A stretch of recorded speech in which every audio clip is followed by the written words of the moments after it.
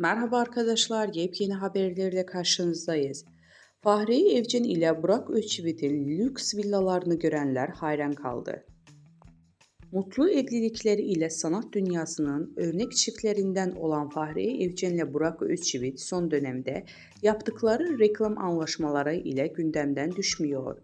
Son olarak bir mobilya markası ile anlaşma sağlayan ünlü çift, 2 yıllık anlaşma için tam tamına 8 milyon TL kazanmış. Şimdilerde sosyal medya paylaşımlarıyla sık sık gündemde olan Fahriye Evcen, evinin salonunda paylaşım yaptı. Evcen'in paylaşımlarından lüks evi dikkat çekti. Gold ve krem rengi hakim olduğu evi görenler hayran kaldı.